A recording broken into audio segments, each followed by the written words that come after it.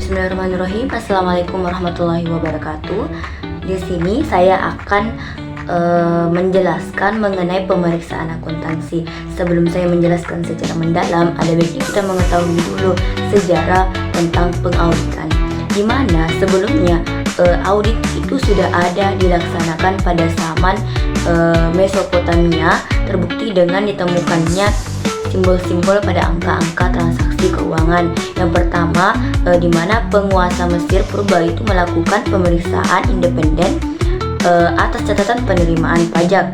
Nah, diikuti oleh orang-orang Yunani kuno, mereka melakukan pemeriksaan atas rekening pejabat publik, terus dilanjut oleh orang Romawi. Nah, pada masa itu orang Romawi mereka membandingkan antara pengeluaran dengan otorisasi pembayaran. Nah, yang terakhir itu pada saat para bangsawan penghuni puri di Inggris, mereka menunjuk auditor untuk melakukan review atas catatan akuntansi dan laporan yang disiapkan oleh para pelayan mereka. Nah, dari Inggrislah audit itu diperkenalkan ke Amerika Utara di abad ke-19, di mana hadir yang dinamakan Company ACT, sebutan untuk undang-undang yang harus dipatuhi oleh perusahaan publik yang ada di Inggris. Nah, ketentuan Company ACT ini mewajibkan perusahaan publik untuk diaudit. Namun pada saat itu di Amerika Serikat tidak ada keharusan untuk itu. Jadi gambaran ini dapat menunjukkan bahwa pada abad ke-19 terjadi keragaman penerapan atau pelaksanaan audit. Nah, sedangkan dari abad ke-20 jumlah perusahaan industri itu berkembang pesat sehingga para pemegang saham itu sudah menyadari bahwa manfaat dari audit tersebut.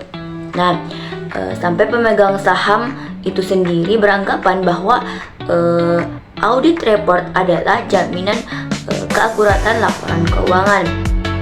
Nah, sedangkan pada tahun 1500 mereka menemukan kecurangan dalam pemeriksaan catatan secara menyeluruh. Intinya, audit itu bersifat forensik, fokus pada penemuan kecurangan individu. Nah, pada tahun 1500 sampai 1850 mereka lagi menemukan kecurangan dan masih memeriksa banyak bukti secara rinci. Terus tahun 1850 itu sampai 1905 mereka menemukan kecurangan lagi dan kesalahan penulisan ataukah pencatatan. Nah, maka dari itu semakin transaksi itu makin banyak, maka auditor akan melakukan seleksi atau sampling pada pos penting tersebut. Terus pada tahun 1905 sampai 1933 di situ sudah menentukan kewajaran posisi keuangan serta sudah menemukan kecurangan dan kesalahan. Karena dalam audit itu sudah menjadi lebih sistematis, mulai memperhatikan aspek kewajaran laporan, bukan hanya tentang kecurangan. Nah, terus mengalir pada tahun 1933 sampai 1940 menemukan kecurangan lagi dan kesalahan. Terus pada tahun 1940 sampai 1960 hingga saat ini mereka menentukan kewajaran laporan keuangan atau posisi keuangan. Karena audit modern itu berperan sebagai assurance service, pencegahan dan penilaian risiko lewat SPI menjadi baik. Langsung saja masuk ke perspektif pengauditan, bahwa Richard Brown itu telah mencatat manorial audit dari periode di antara abad ke-13 dan 16 di negara Inggris. Nah, dalam manorial household, auditor itu merupakan orang yang amat penting karena otorisasinya. Nah, dalam auditing tidak dikenal adanya hubungan antara atasan dan bawahan. Nah, terdapat indikasi bahwa auditing akan dipersiapkan untuk menghadapi perubahan saat ini dan masa depan. Tetapi tujuan dari auditing masih memiliki persamaan, yaitu dapat memeriksa reliabilitas informasi yang diberikan oleh pihak yang diperiksa untuk disahkan kebenarannya. Dan auditing juga mengambil bagian dari sifat synoptics, sciences, yaitu suatu klasifikasi ilmu pengetahuan yang di dalamnya merupakan penggabungan dari berbagai ilmu yang lain. Nah, adapun lima tingkat dalam perspektif pengauditan. Yang pertama itu mereka harus mengetahui filosofi auditing tersebut. Terus yang kedua, mereka harus menyusun konsep apa saja yang dilakukan oleh seorang auditing. Terus setelah mereka membuat konsep tersebut, mereka akan membuat struktur konseptual ataukah kerangka-kerangkanya. Nah, pada saat struktur konseptualnya itu sudah jadi, mereka bisa mengambil atau mencari pedoman seorang audit. Nah, ketika sudah mendapatkan pedoman tersebut, mereka bisa saja mempraktikkan audit tersebut secara langsung. Baik, saya akan lanjut mengenai perbedaan akuntansi dan auditing. Dalam sistematika pengetahuan akuntansi dan kebutuhan dasar audit, bahwa akuntan atau akuntansi secara umum itu merupakan ilmu induk yang mencakup accounting, di mana ada pencatatan ataukah akuntansi, di mana accounting ini menghasilkan akuntansi bisnis yang berupa laporan keuangan, dan laporan keuangan ini masih murni disusun oleh perusahaan tanpa adanya jaminan kebenaran. Nah, auditing ataukah pemeriksaan itu di mana laporan keuangan yang telah dibuat kemudian diperiksa oleh auditor. Nah, hasil dari pemeriksaan ini akan menghasilkan laporan keuangan auditan. Yang ketiga, laporan keuangan auditan itu menggunakan user atau pengguna laporan keuangan. Nah, laporan keuangan yang telah diaudit lebih dapat dipercaya karena telah melalui proses verifikasi independen. Terus dari beberapa definisi, terutama di Arens dan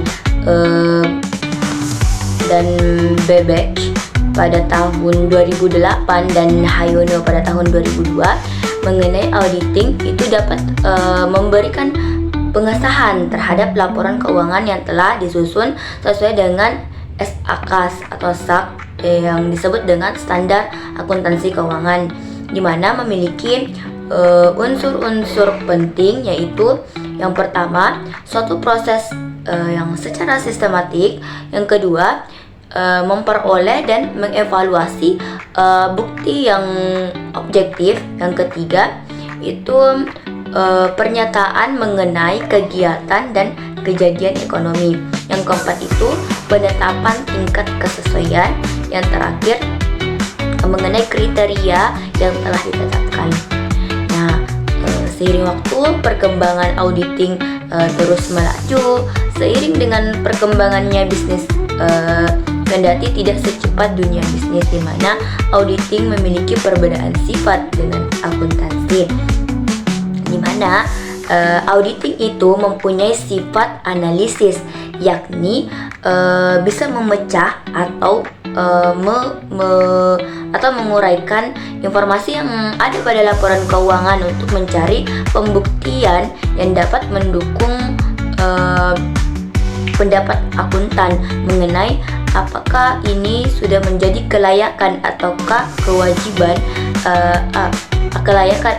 kewajaran laporan keuangan dari entitas tersebut.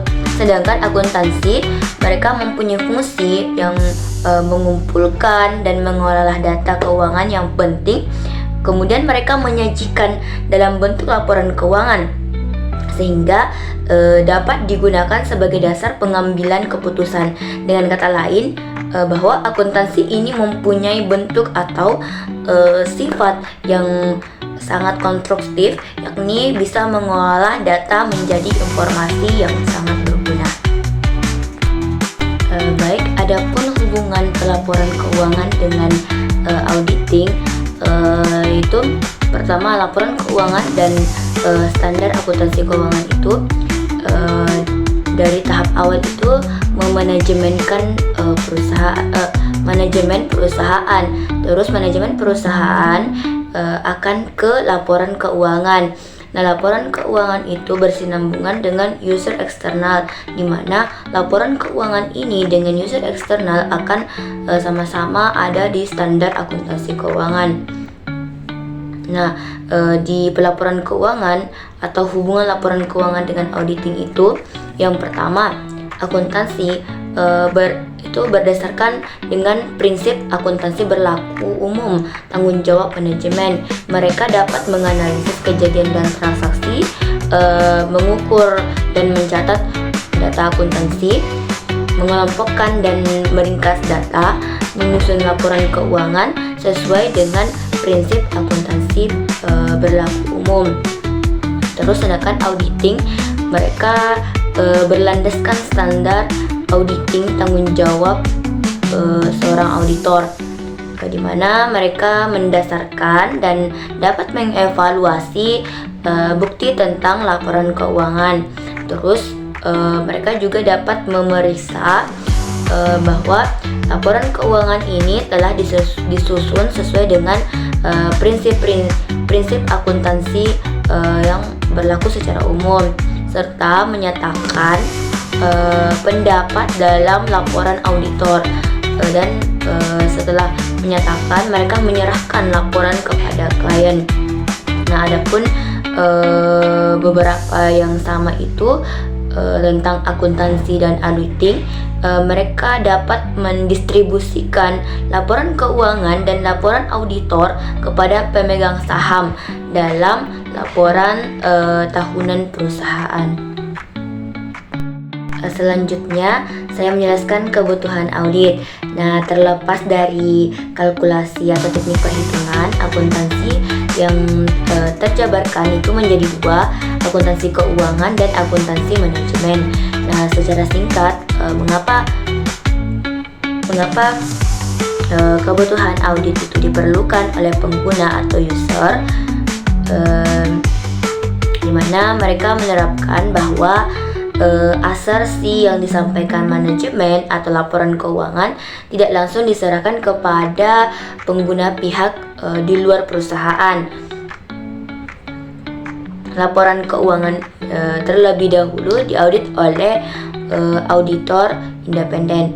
Nah, hasil audit yang berupa laporan audit dan laporan keuangan auditanlah yang disampaikan pada pengguna atau user di luar manajemen perusahaan. Jadi kebutuhan audit itu muncul karena adanya kesenjangan informasi atau information gap antara manajemen yang menyusun laporan dan pengguna yang membutuhkan laporan.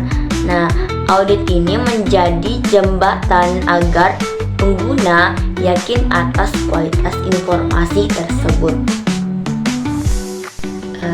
Terus jenis audit dan auditor. Nah, kita bagi dulu bahwa ada 5 jenis audit. Yang pertama operasional audit, yang kedua audit ketaatan, yang ketiga audit internal, yang keempat audit eksternal, serta yang terakhir itu audit EDP. Nah, operasional audit itu adalah suatu pemeriksaan terhadap kegiatan perusahaan termasuk kebijakan akuntansi dan kebijakan operasional yang telah ditentukan manajemen perusahaan. Nah, yang kedua audit ketaatan yang bertujuan bagaimana caranya mempertimbangkan apakah klien telah mengikuti prosedur atau aturan tertentu yang telah ditetapkan oleh pihak yang berwenang. Yang ketiga, audit internal, di mana mereka dapat menentukan apakah laporan keuangan yang meliputi laporan posisi keuangan, laporan laba rugi dan arus kas yang merupakan informasi terukur secara kuantitatif dan verifikasi atau diperiksa telah disajikan sesuai dengan kriteria tertentu. Yang keempat, audit eksternal. Nah, audit eksternal ini sering disebut dengan audit independen, di mana pemeriksaan yang dilakukan oleh pihak independen terhadap laporan keuangan itu berguna sekali dapat menilai kewajaran penyajian laporan keuangan, di mana memiliki independensi dalam menyikapi temuan-temuan di lapangan. Nah, yang kelima, audit EDP.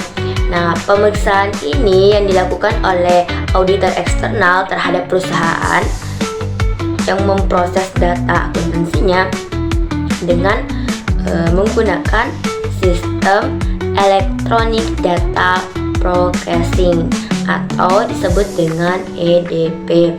Nah, sedangkan jenis-jenis auditor itu sendiri bahwa ada 3 jenis. Yang pertama auditor pemerintah, yang kedua auditor intern, yang ketiga auditor independen.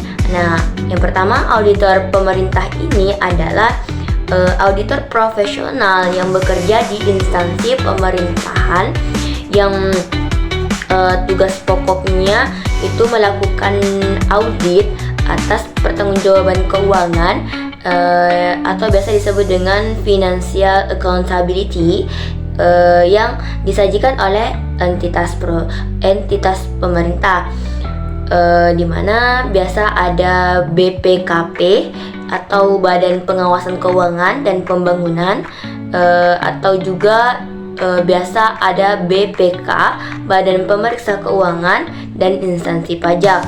Nah, yang kedua, auditor intern. Auditor intern adalah auditor yang bekerja di dalam perusahaan yang tugas utamanya itu adalah menentukan apakah kebijaksanaan prosedur yang ditetapkan oleh manajemen puncak sudah dipatuhi serta menentukan efisiensi dan efektivitas prosedur kegiatan organisasi. Yang ketiga, auditor independen, di mana auditor independen ini itu seorang auditor profesional yang dapat menyediakan jasanya kepada publik, terutama dalam bidang audit atas laporan keuangan yang dibuat oleh klien tersebut. Baik, di sini saya akan melanjutkan materi mengenai konsep profesi akuntan publik, di mana profesi akuntan publik yang terkait itu profesi akuntan publik yang menghasilkan berbagai jasa bagi masyarakat, yaitu jasa asuransi, jasa atestasi, dan jasa asuransi. Nah, yang pertama kebutuhan audit dan laporan keuangan, di mana mana laporan keuangan ini diperlukan oleh berbagai pihak seperti pemilik perusahaan, investor, kreditur, pemerintah, dan pihak luar lainnya untuk mengambil keputusan. Nah, perusahaan kecil seperti perseorangan atau firma yang dikelola langsung oleh pemilik biasanya tidak memerlukan jasa audit karena laporan keuangannya itu hanya untuk kepentingan internal. Nah, terus ada perusahaan besar seperti PT Terbuka atau CV yang melibatkan pemisahan antara pemilik dan manajemen, memerlukan jasa audit untuk memastikan kredibilitas laporan keuangan. Yang kedua, peran akuntan publik, di mana peran akuntan publik ini sebagai pihak independen yang memberikan keyakinan atas kewajaran laporan keuangan suatu entitas, di mana mereka menghasilkan 3 jenis jasa. Yang pertama, jasa asuransi, di mana dapat meningkatkan kualitas informasi untuk pengambilan keputusan. Yang kedua, jasa atestasi, di mana memberikan pendapat independen tentang kesesuaian asersi entitas dengan kriteria yang ditetapkan, contohnya audit, pemeriksaan, dan review. Nah, ketiga, jasa non asuransi, di mana jasa yang tidak akan memberikan keyakinan, contohnya kompilasi, perpajakan, serta konsultasi. Nah, terus yang ketiga, jasa asuransi dan atestasi, di mana ini ada audit. Dalam audit itu pemeriksaan akan mendalam terhadap laporan keuangan historis untuk memberikan pendapat tentang kewajaran penyajiannya. Nah, terus pada pemeriksaan tersebut digunakan untuk jasa selain audit seperti pemeriksaan laporan keuangan, perspektif atau efektivitas pengendalian internal. Terus mereka mereview kembali dan memberikan keyakinan negatif atau tingkat keyakinan lebih rendah daripada audit melalui prosedur analitis dan permintaan keterangan. Nah, di balik prosedur itu yang telah disepakati, prosedur khusus yang disepakati dengan klien tanpa memberikan pendapat keseluruhan. Nah, yang keempat, jasa non asuransi. Jasa non asuransi itu meliputi jasa kompilasi, perpajakan, konsultasi manajemen, dan jasa teknologi, di mana akuntan publik juga dapat membantu dalam penyusunan laporan keuangan dan pelaporan pajak. Nah, yang terakhir itu hubungan antara pihak terkait, di mana ada beberapa pihak terkait itu. Yang pertama, terdapat hubungan 3 pihak dalam auditing. Yang kedua, manajemen dapat menyiapkan laporan keuangan. Terus yang ketiga itu ada akuntan publik. Dia dapat memeriksa dan memberikan pendapat. Yang keempat, pihak luar. Nah, pihak luar ini seperti investor, kreditur, pemerintah yang akan menggunakan laporan keuangan. Terus yang keenam, regulasi dan kepercayaan publik. Nah, di mana regulasi dan kepercayaan publik ini akan ada namanya profesi akuntan publik yang diatur oleh pemerintah dan lembaga pengawas seperti Rektorat Jenderal Pajak. Nah, yang kedua, akuntan publik. Nah, akuntan publik ini akan diberi kepercayaan untuk melakukan verifikasi atas pelaporan pajak dan laporan keuangan tersebut. Baik, sekian materi yang saya bawakan, kurang lebihnya maafkan. Assalamualaikum warahmatullahi